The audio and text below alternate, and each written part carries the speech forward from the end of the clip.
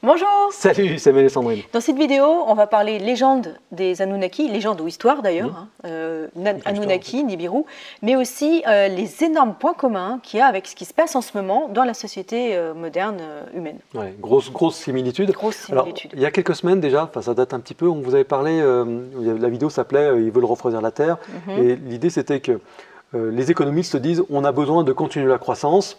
Les écologistes disent c'est pas possible, on va étouffer parce que ça a toutes les conséquences sur le réchauffement climatique, etc.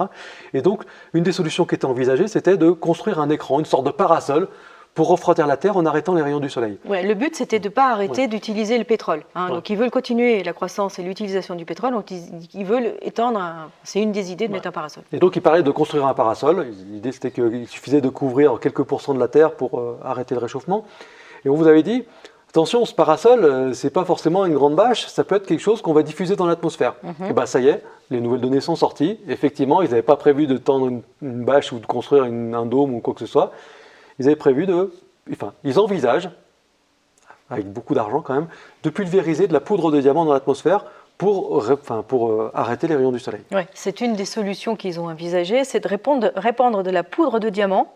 Alors, ils vont y étendre, si c'est eux qui sont choisis, parce que il y a un budget, les économistes ont déjà prévu un budget, et si c'est eux qui sont choisis comme solution technique, pendant 45 ans, ils prévoient de répandre régulièrement de la poudre de diamant dans la haute atmosphère, et ça va coûter, alors je ne sais pas si vous êtes assis, mais en tout cas, si vous n'êtes pas assis, je vous conseille de vous asseoir, 200 000 milliards de dollars pendant 45 ans. Ouais.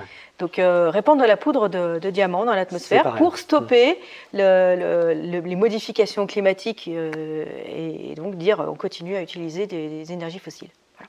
Alors, quel est le rapport avec les Anunnaki? Oui, vous allez nous dire, mais qu'est-ce qu'ils sont encore en train de nous dire? Pourquoi ils veulent nous parler des Anunnaki? C'est trop bizarre. On va pas rentrer dans les détails sur les Anunnaki parce que ça mériterait une vidéo de 2 heures. Par contre, il faut quand même dire ce que c'est pour ceux qui ne connaissent pas. Cours de rattrapage accéléré.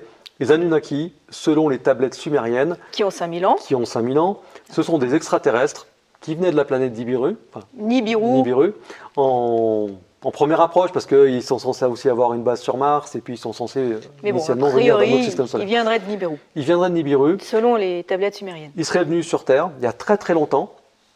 À peu près 200 000 ans d'après les tablettes sumériennes, encore une fois. Pour chercher de l'or, parce qu'ils avaient un problème climatique sur leur planète, et qu'ils avaient envisagé comme solution pour refroidir leur planète de pulvériser de la poudre d'or dans l'atmosphère. Oh, ça vous rappelle pas quelque chose? Ça vous rappelle pas les humains de maintenant qui veulent répandre la poudre diamant?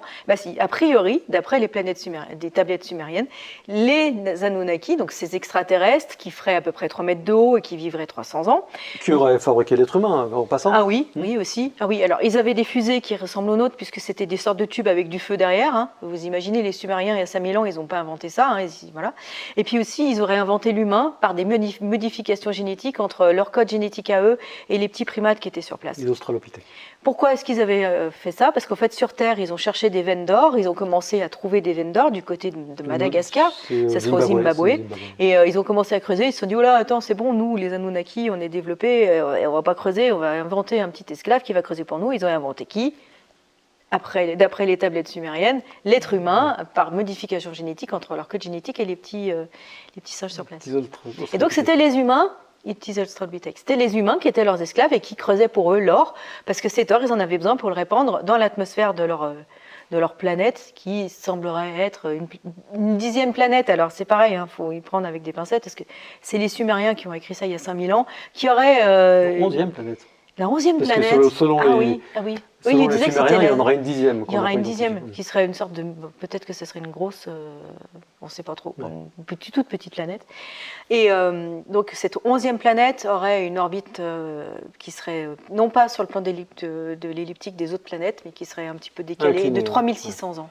Donc, et qui tournerait dans le sens inverse. Bref, c'est compliqué. C'est une légende qui a toujours cours. Il y a énormément de publications. C'est pour ça qu'on ne va pas rentrer dans les détails sur Nibiru et les Anunnaki, parce qu'il y a énormément de documentation sur le sujet.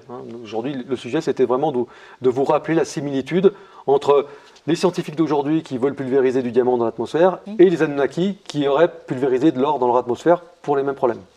Donc ils auraient utilisé l'humain. Au départ, ils auraient fait des humains qui seraient stériles et puis ensuite, ils auraient eu des problèmes. Ils n'arrivaient pas à cloner assez vite par rapport à la mortalité. Donc du coup, ils les ont rendus non stériles et donc ils ont pu se reproduire. Mais vous vous rendez compte, moi j'observe 3 similitudes avec l'humain d'aujourd'hui. 1, les fusées, qui sont des sortes de tubes avec du feu derrière. Hein, ça ressemble quand même à nos fusées à nous. 2, la génétique. Hein, ils sont là, ils prennent les gènes d'un animal et ils prennent leurs gènes à eux et ils en font un animal dans un premier temps stérile et dans un deuxième temps qui se reproduit. Ils en font l'humain. Et 3, ils veulent répandre de la poudre d'or alors que nous, on est en train de dire il faudra peut-être répandre de la poudre de diamant.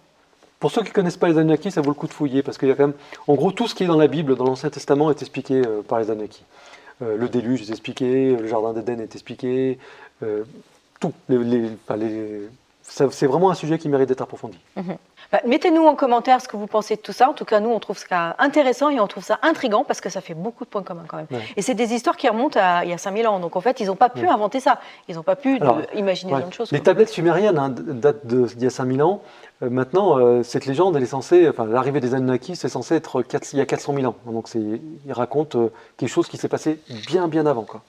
Et ça veut dire qu'ils avaient des restes de légendes, des choses qu'ils avaient entendues. Mais ça expliquerait aussi la création de l'Égypte, la fabrication des pyramides, toutes les pyramides d'ailleurs qui sont un peu réparties à travers le monde. Et puis ces sortes de dieux qui sont très grands et très puissants par rapport à l'humain, qui seraient des Anunnaki. Quoi. Ouais. Un sujet très intéressant, et là qui est en plus complément d'actualité avec...